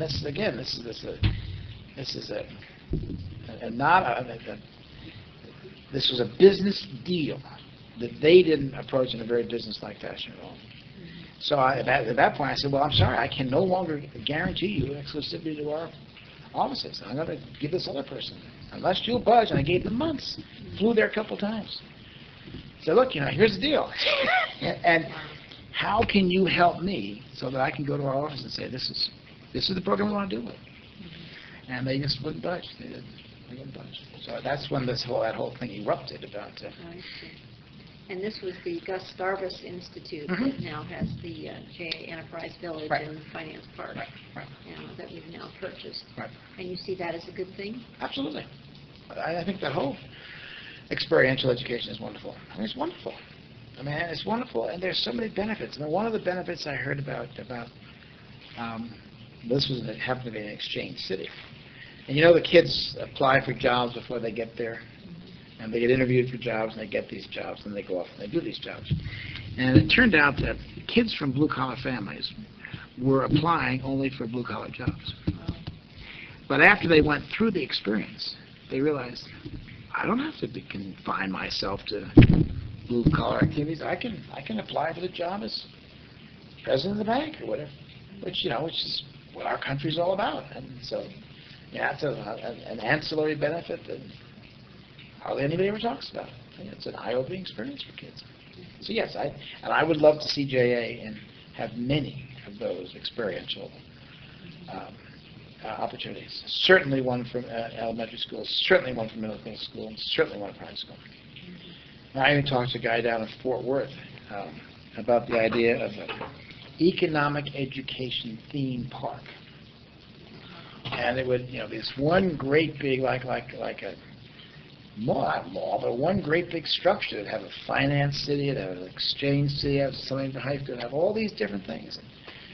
And you'd have kids buzzing in there all academic year long, and it would open in the summertime. They could bring their parents by and see stuff with the parents. And the best because it was economic education theme park. And obviously, if they ever did it, it'd be a different name, but that idea. So that's how much I believe in the whole concept of experiential education. It's wonderful. Well, I had an opportunity to go down to Largo, Florida, in fact, Pinellas County, and get to see it firsthand with the kids in it, and it was extraordinary. Yeah. Just extraordinary, the enthusiasm of those kids, and they seem to have no problem getting volunteers. Right. And parents are waiting in line to be part of that because it is such a high impact program. So I was hoping that our initial relationship with the Learning Exchange, because they have the expertise of that's what they supposedly do. They develop systemic reform for education. They designed these programs. They have another program called Science, on the Science Works, and it's in an underground abandoned salt mine beneath. It's wonderful. It's wonderful. And I thought, with their expertise and what they do, that they could help us build a bunch of these different programs for different levels of our students. Well, I don't know But all the politics. Let me just say one more thing on Yes, this. go I think ahead. it's very important. It took us a long time to figure out that our values and the values of our partners in the learning exchange were extremely different. They're totally different. And our values were kids and helping kids understand, learn, advance. Their motives were purely economic. They're purely financial. And that came out time and time again. And it didn't come out just from the staff, but it came out from their board chair, who said to us that their goal with their relationship with JA was to recover the amount of money they had invested building the original learning exchange. I mean, business just isn't done that way. I mean, that is. I mean, you sink those costs, fine, and if you have some partners that you're not trying to recover everything that you spent before you even knew we existed. And so a partnership where the values are so different, no way it can work. And I believe that the values of the outfit down in Florida is the education of young people. I would agree with you. Yeah. And along with that, I was wondering how you see this all now affecting those who have already committed to a JA enterprise. There surely is a solution to it. I don't know the solution. Unfortunately, they signed a contract that is very one-sided. Now, we should have taken a much more active interest in looking at that contract, but we made one of those fatal assumptions that we assumed that before they signed the contract, they'd show it to the lawyers on their board or whatnot. But there is this, there's a 2-year hold, I think, where if they can't sign on another program for 2 years, they have to be shut down for 2 years. Surely there's a way to get to that issue. I don't know what it is, but and I would hope that eventually there is one provider, and one very good provider, one economically responsible provider that is of the highest quality that they can all turn to. I had a lot of trouble in my conversations with the Learning Exchange. What they failed to really understand was that our people were the ones that were taking the enormous financial burden, taking out this enormous financial burden. They had to raise the $3 million. They had to do all this things. They had to make sure that they had to build the facility. So there was never really an equal partnership. We were putting all the money into it. And when we ran out projections, some ambitious plans, maybe when the day came when we had 50 exchange cities around the country, the amount of money our people put up would be overwhelming. And they weren't putting any money in. They really weren't doing anything to earn the partnership. And in business, exclusivity in business is not unusual, but you paid for exclusivity. We gave them exclusivity, and we were paying them for it. I mean, they were winning all ways. And then when we finally said, "This is not a good deal. We've got to change this deal," and you've got to bend here. You've got to yield here, because there's somebody else out in the wings, and every bit as good and a lot cheaper. They didn't see it. So that's why that whole thing came undone. Yes, I certainly hope that gets resolved, because I know a lot of people are waiting to see how that's going to Right. Yeah, maybe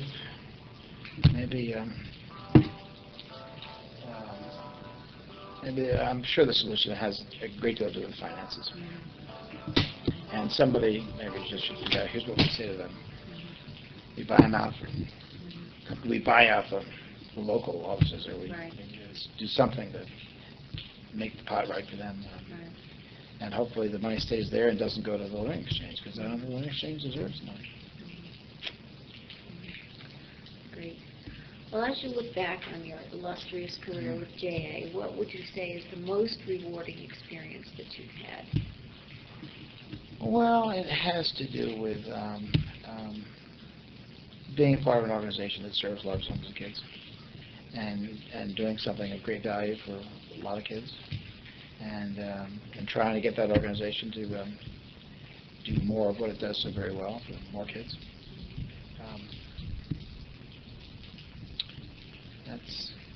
That's clearly it. I mean, that's why I came there. That's that's really all I care about in that regard.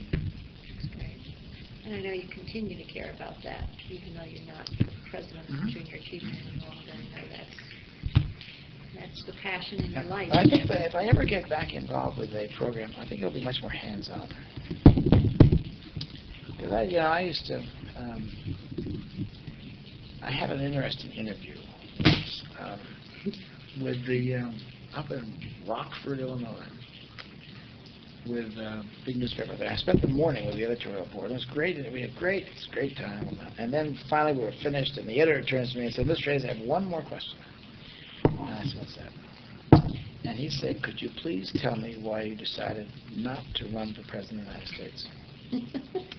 And I start guffawing. And he said, "No, I'm very serious." He said, let me explain my question.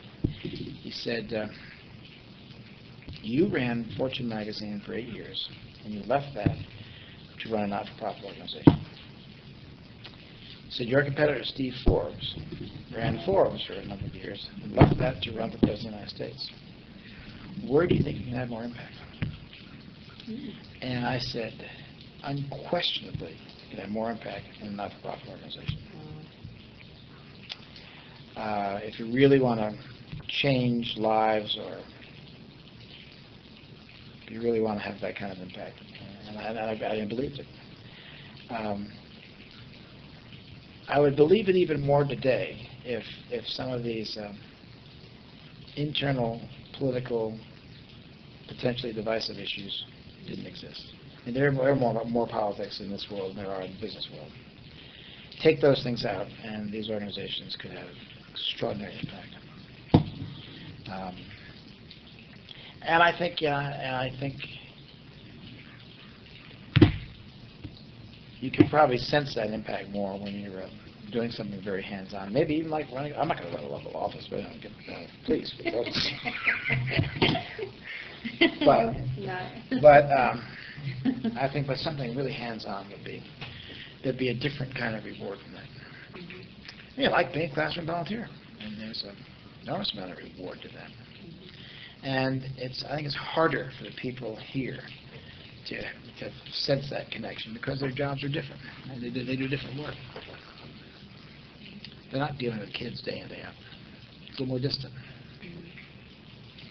One of the things I forgot to ask you about, Jim, is the Museum of Science and Industry. What do you see in terms of our relationship with them? Well, I don't know about that relationship. What I do know, though, is that Hall of Science, that National Business Hall of Fame, is a great institution, and I'd love to see that expanded. And my suggestion for expanding, and I talked to John Dickinson about this, and we tried to do it this year, but it was a little too late. And at the next Business Hall of Fame, I would invite a whole bunch of laureates to come to sit down to discuss how to grow the stature and the prestige. Not us try to figure it out, let them figure it out. And by asking them to figure it out, you get them more involved, and maybe they'll come back more and more and more. But whether it's the Chicago Museum of Science and Industry or the Guggenheim or whatever, I think that whole institution, that whole Hall of Fame deserves more stature, more prestige. I don't care where I get. It's a pretty good place where it is right now, but it's maybe not the best place. I do recall that a few years ago, before we signed a new agreement with them, several other people expressed an interest in having it. One was Disneyland. I'm not sure how serious it got. One was the Broadmoor. You turned the Carriage House into the National Business Hall of Fame. And there were one or two other potential sites. And of the potential sites at the time, the one we liked the best was the Chicago Museum of Science and Industry. But I would love to see that really built. And I think maybe the laureates, I'm sure the laureates would like to see the stature of that built, enhanced. So that'd be a way to work on it, I believe. And along that line, the National Business Hall of Fame event that we host each year, how do you see that needing to change? Well, I love it. I mean, I love it. I thought this last year was wonderful. I would do two things with it. One, I would have a little more prologue or preamble about the hall, how you get into it, what it means, the statute, because I think we're all so close to it. We assume everybody knows that. Well, I know that audience there the other night, pardon me, and less than, I'll say more than 80%. Never been to one before. They weren't sure about it. You can figure it out pretty fast, National Business Hall of Fame. But I think there should be a little more preamble or discussion as to who's in it, how you get elected, how important this is. Chicago Museum of Science and Industry, a little more of that. And that's one thing.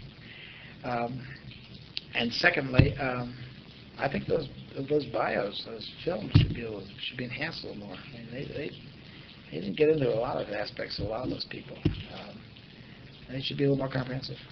And I heard you say earlier for past laureates as well as laureates being honored at that particular event.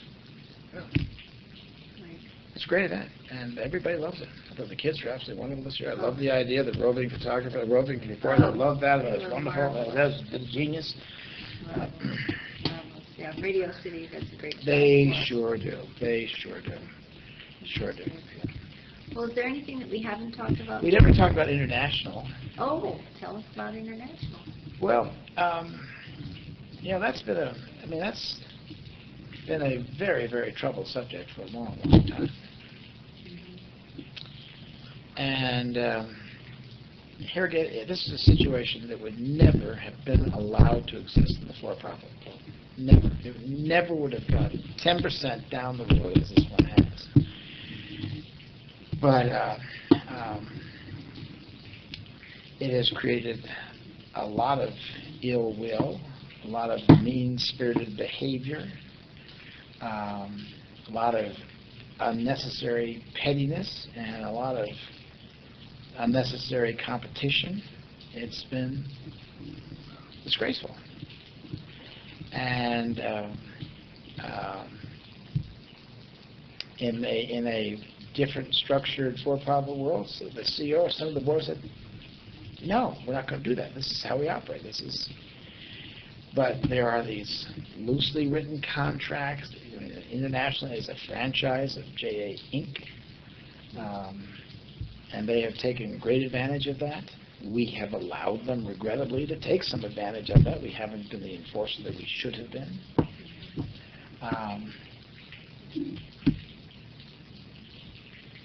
There has been some confusion in the world as to what's the parent company, who's in charge here, who's running this, who's on first. I think the idea of JA exporting economic education around the world is a thrilling idea. It's a sexy idea. It's a wonderful idea. But unfortunately, the structural issues that we're facing, competitive issues that we're facing, it's not a happy expansion. It's not a happy development. It's very unpleasant. A lot of board people are disgusted with it. So what's the answer? What's the solution? Well, the one solution that I thought was to model it after either the Girl Scouts or the kind of Red Cross, where there's one global federation, loosely connected federation of states, countries, in our case, countries. Each of them has to pay their own way, pay a membership fee based on numbers of kids or numbers of dollars raised with some economic formula, and sharing of information. But every country has total autonomy within their borders.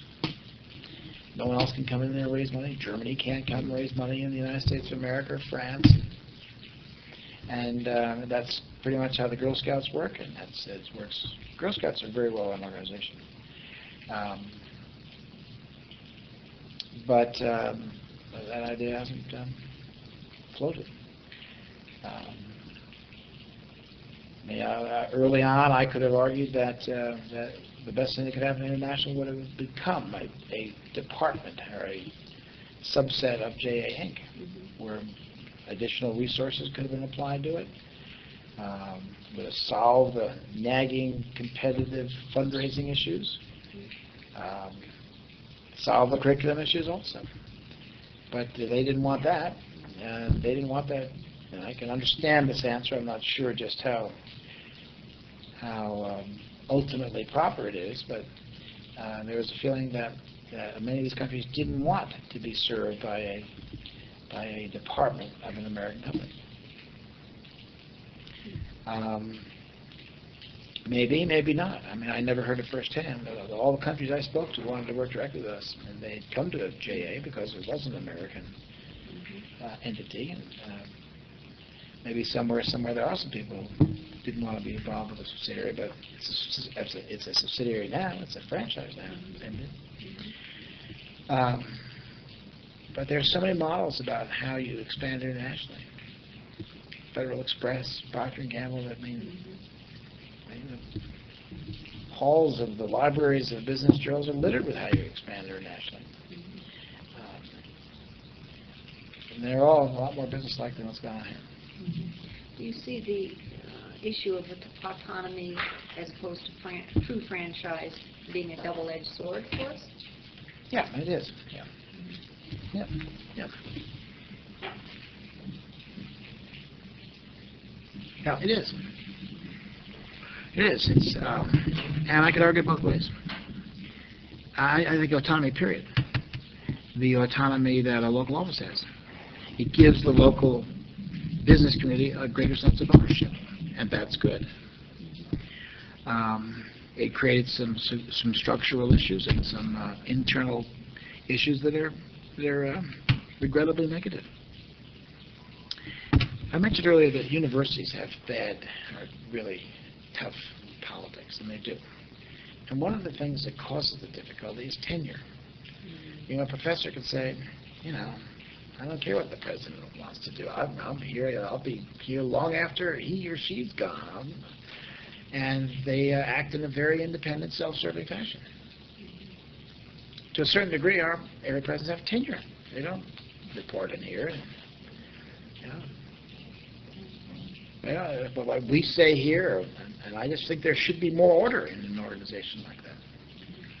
And it's everybody's organization. It's not National's organization or Richmond, Virginia's organization. It's everybody's organization. It's our organization. And remember I gave a speech about that.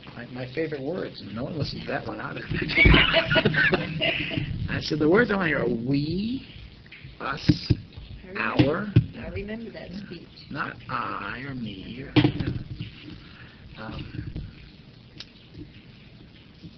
In relation to the autonomy, how do we work out the issue of standardization so that we're all, have the golden arches as opposed to purple and polka dot and so on? Mm-hmm. Well, and all the variances that are out we thought a lot about that. Got to be a bad guy. And it's okay to be a bad guy every now and then. And I think there should be some area for local influence, no question about that. I don't think it should be McDonald's hamburgers, but certain things should be standardized. Definitely. I think it's a mistake that these franchise agreements are in perpetuity. I think they should be up for renewal every 10 years. We thought about changing that, but that's the battle I just didn't want to fight. I mean, it's a battle. I mean, there are several battles I just opted not to and fight. that's a huge battle. Sure. I don't think you'd ever get it through either. Or the campaign to make it would be so time-consuming and so absorbing that you couldn't do anything else. But, I mean, the only way you can bring a renegade organization into line is to yank their charter. And I don't think that's good, because then the kids aren't served. And you've only yanked one charter, and that was in Madison, Wisconsin, before my time. and you can't even mention JA in Madison, Wisconsin anymore. Can't even mention it. They're like 25 years later. They just don't even talk about it. But I think as opposed to yanking a charter, I think you can say, well, you come up for renewal. 2005. I'm not saying every other year or anything like that. I mean, but in perpetuity, actually, perpetuity is against the law these days, and that could be challenged. And you could challenge that legally, and you say that's no longer legal in this country. Can't write contracts in perpetuity. Which makes sense. Yes. Yeah. So the local autonomy it has strengths and it is a double-edged sword. First of all, it has strengths and it has creates some problems. Mm-hmm. And I love the local ownership. I really like that. It gets people really involved. Mm-hmm. Absolutely. What do you want to be remembered for, Jim, in JA? Town hall meetings. I don't know. Those were great. Yeah. What do I want to be remembered for?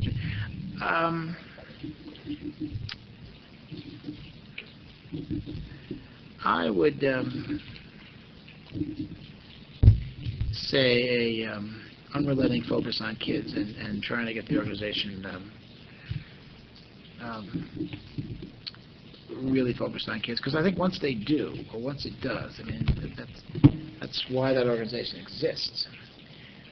Once it does, then it's very hard not to want to be more aggressive about the future. I mean, I have no apologies whatsoever for those goals being so hard. I have none whatsoever. They're hard, but that doesn't make them bad goals.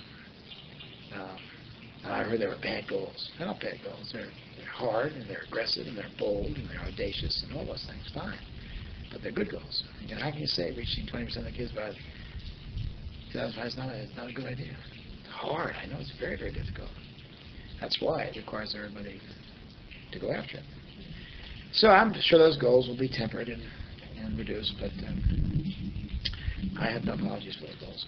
And I think they're right. I think anybody who really, really, really believes in the work of that organization and understands the situation of kids in this country, you can't have anything but audacious and goals like that. So I like to remember that way. You know, I guess, as what I said at Carl Funke, is there anything better than to be known as a champion of kids? I mean, is there anything better? Really? I mean, publisher this, publisher that, forget it. I mean, That's fantastic. Well, Jim, that's why from the day I met you, you've been my hero. You're very because of generous. that passion Thank you. for kids. And I know it is truly genuine, heartfelt. You know, someday you're going to hear a very bad story about me. I can see it coming. And I will be arrested. I'll be arrested. I can't, because I can see it coming. I know it's going to happen because I talk to kids all the time, and I can just hear, you know, some mother blowing a whistle. Police! Police! Police! This man's assaulting my child. No, that'll never happen. Never happen. Fantastic. And I did say, I was talking to some little kid, and I really, with daughters who are mothers, and I have great respect for that role. But I was talking to this little kid on the street somewhere, and their mother did snap at the little kid not to talk to strangers. I told you not to talk to strangers.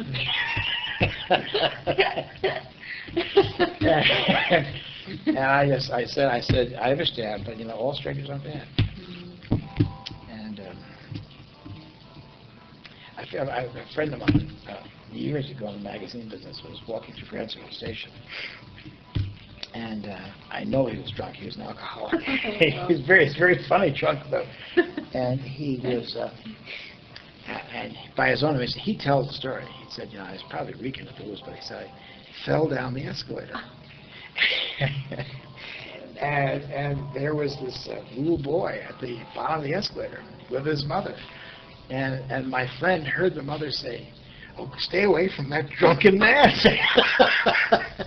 And so I have those pictures. I mean, it's going to happen to me or something. I don't think so, Jim.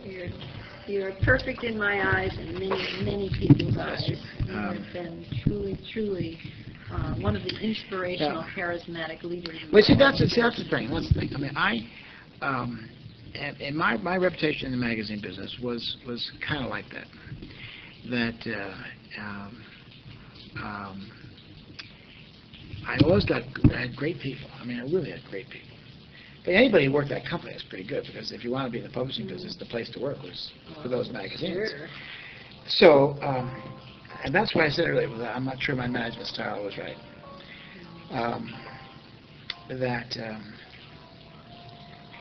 I always gave my people a tremendous amount of freedom and independence, and I tried to set the mark for them and said, this is what we're going to do, and let them figure it out. But I'm not sure that's the right kind of management style for them. No. You going to talk to Mary Flumke? You should. I don't know. You should. Be an excellent idea. Okay, great. Excellent idea. Make it happen. Oh yeah, I mean she knows. You can't talk to Carl, unfortunately. Yes. But Mary was such a part of that organization for decades, and has some wonderful insights, and she really speaks her mind as effectively as anybody I know. She's excellent. And we've talked about Carl. Carl was a very effective manager there. She said it's interesting. Now Carl's dead. Now they have him as a martyr. They being the field. She said they were after him. They were after him viciously. Oh no. But I talked to Mary once about his. And Mary and I never talked about Jay until I left. Never, because I didn't. She didn't want to get into it. But when I left, then we talked about it. But Carl's management skill was the exact opposite of mine. And he kept him in line. Found out and wanted to keep him in line. I'm not that way.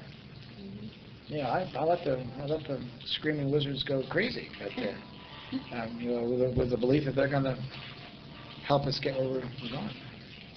Well, we sure miss you coming down to visit us in our wing. You were very visible, Jim. You were always there. You had an open door policy. If we had any issues that we needed to discuss, we knew that you were there. Well, thank you. I was very proud to be part of that organization. Extremely proud. And I think the town halls were a great addition. Truly, I do. I think it opened things up for a lot of people to be able to know what was going on. But I also I just wanted people to know, because that this is your organization. It's not mine. I mean, and you gotta, what's on your mind? Let's talk about it. And it's not no repercussions, because there used to be serious reprisals. If somebody got out of line, they just slammed them. And I wanted to make sure that's not the culture that we're going to have around here. If you've got a good idea and it's off the mark, let's talk about it. If there's something bothering you, let's talk about it without any recriminations. Great. Well, I think that just about does it. Way to go! Is there anything else that you think that we should take forward? I'm having trouble with significant childhood memories. I'm still having a terrible time with that. You don't have enough room here for family, marriage / children. We'll get into that.